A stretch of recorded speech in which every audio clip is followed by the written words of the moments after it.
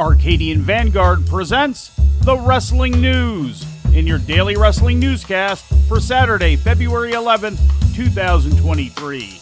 Good morning, I'm Mike Sempervive. We begin today with WWE Smackdown, aired live last night on Fox from the Mohegan Sun Arena in Uncasville, Connecticut. In the main event, Madcap Moss won a fatal four-way over Rey Mysterio, Karrion Kross, and Santos Escobar to become the number one contender for the Intercontinental title held by Gunther. Moss won the match by pinning Mysterio. The Usos retained their undisputed WWE Tag Team Championship against number one contenders Ricochet and Braun Strowman when Jey Uso pinned Ricochet. Jey did not appear on the show until just before the match was to begin. This was the first time Jey has been seen on WWE TV since walking out on the Bloodline last month at the Royal Rumble. Ronda Rousey also returned last night for the first time after losing the SmackDown Women's title to Charlotte Flair last month, interrupting an in-ring promo between Natalya and Shayna Baszler. Rousey and Baszler attacked Natalya as well as Shotzi, who ran in to try to make the save. Oh, and Shayna with a cheap shot. And you saw the smile cross the face of Rousey. And now Ronda and Shayna beating the hell out of Natalya. Just a setup all along, Cole. Well, you should have expected it from these two. Have run roughshod over the locker room. Shotzi, one of those who was a victim of Ronda Rousey and Shayna Baszler, coming to the aid of Natalya. Shotzi's either brave or crazy. I don't know which one it is, but it didn't work. And Ronda setting Natalya up, and again Shayna with a knee that broke Natalya's nose a few months ago. Just missed the nose on this occasion, it seemed, thankfully for Natalya. The show opened with a promo between Paul Heyman and Sami Zayn, who vowed to take the undisputed WWE Universal title from Roman Reigns on February 18th at Elimination Chamber. You know what every other member of the Bloodline knows. Roman Reigns' days as Universal Champion are numbered. Roman Reigns is off the rails. And now the walls are closing in and everything is crumbling. Look what happened. I left the Bloodline. Me. Jey Uso walked out on his own. That was his decision. What do you think happens next? What do you think Jimmy Uso does next? You think Jimmy Uso sides with his abusive cousin, or will he side with his twin brother that he shared the womb with? What do you think happens next? In other results, Drew McIntyre and Sheamus beat Hit Row, Liv Morgan and Raquel Rodriguez defeated Sonya Deville and Chelsea Green, and Lacey Evans got a quick submission win over Cameron Harris.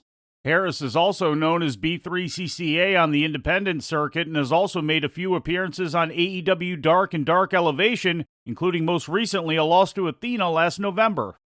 Also last night, AEW Rampage was broadcast on TNT, featuring matches taped last Wednesday night at the El Paso County Coliseum in El Paso, Texas. In the main event, Orange Cassidy pinned Lee Moriarty with a cradle to successfully defend the All-Atlantic Championship. In a series of post-match run-ins, Jay Lethal and Jeff Jarrett sneak-attacked Cassidy and then beat down Best Friends when they tried to make the save, until the Acclaimed also ran out to finally run off the heels.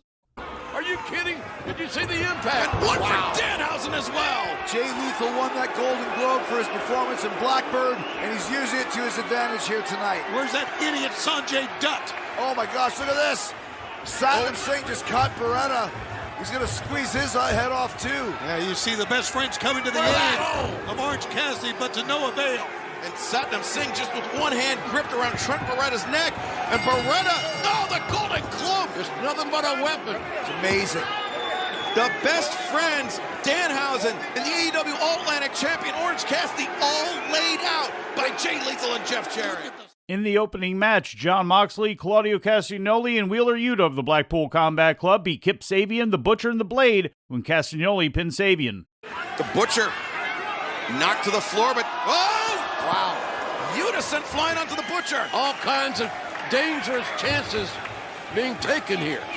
Kip Sabian again looking for the springboard. Moxley the cutter. Great timing by Moxley. He saw that the entire way develop. And Claudio, the uppercut, right on target. In other results, Jungle Boy beat Ryan Nemeth. Dustin Rhodes was attacked during a backstage promo by Parker Boudreaux and Trench of Mogul Affiliates, and Ruby Soho pinned Marina Shafir. Following Soho's win, a brawl broke out pitting Toni Storm and Saraya against Jamie Hayter and Britt Baker. In injury news, JD McDonough sustained a detached retina in his right eye during the Angle on Tuesday's NXT broadcast, in which he was sneak attacked by Ilya Dragunov at the end of the show. McDonough shared the news on his Twitter Thursday afternoon and also stated that the injury would prevent him from appearing at last night's NXT house show in Tampa, Florida, and tonight's in Citrus Springs, Florida. McDonough indicated that he's waiting on a treatment plan but expects to be out for 10 to 14 days. The Bunny may have sustained a concussion or an orbital bone injury during last Wednesday's Dynamite, according to a report from PW Insider. Bunny faced AEW Women's Champion Jamie Hayter on the show and hit her head on the edge of the ring during the match, with the match going directly to the finish afterward. It's believed that the injury may have occurred at that point, but nothing has been confirmed. She is scheduled for testing to determine the nature of the potential injury. We will keep you updated as more information becomes available. Turning to Japan, New Japan Pro Wrestling ran their New Beginning in Osaka card today at the Osaka Prefectural Gymnasium. The main event saw Kazuchika Okada begin his 7th reign with the IWGP World Heavyweight title by making his first successful defense against Shingo Takagi. After the bout, Okada called out Hiroshi Tanahashi and challenged him for a title match coming up at next weekend's New Japan's Battle in the Valley event in San Jose, California. Tanahashi accepted. In one of the most intriguing matches on the show due to its stipulation, Hikuleo upended Jay White in a loser leaves Japan match, pinning him after a chokeslam.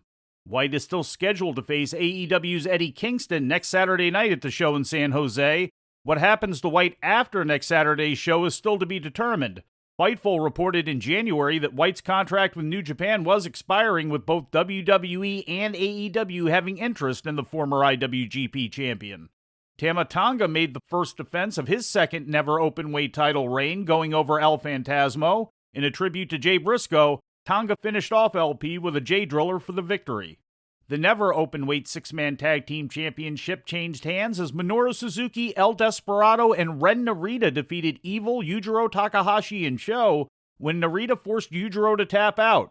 The new champions also solidified their alliance by forming a new faction inside New Japan named Strong Style.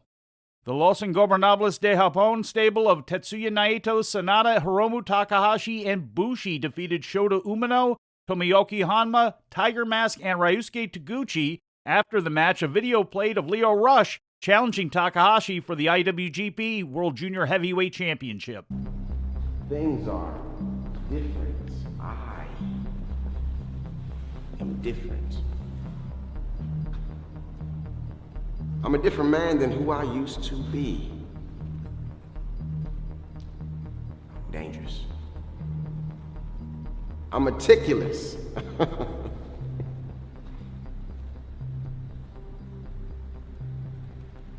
And I promise you that I will do what my partner Yo was unsuccessful in doing.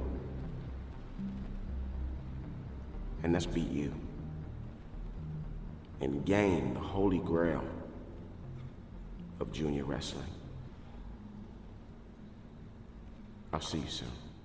Also on the show, Hiroshi Tanahashi defeated Kenta, Taiji Ishimori knocked off Master Wato, and in the opener, the Great Okan and Aaron Hanare defeated Toru Yano and Oscar Lube.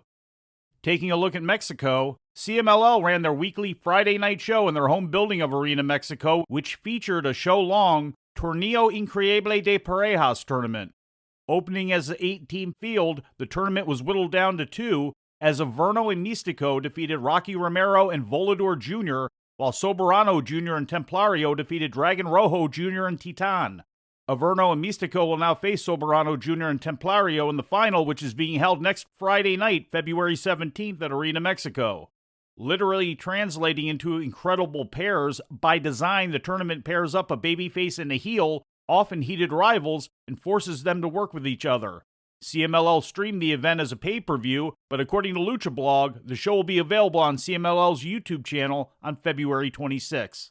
And before we leave you today, we'd like to remind you that however you consume your content, you can find the wrestling news 24 hours a day and 7 days a week across social media.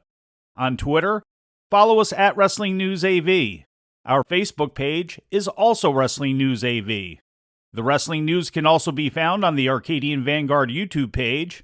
And for those who utilize Amazon Echo devices, just tell Alexa to play the Wrestling News podcast. And remember to make sure you add podcast at the end.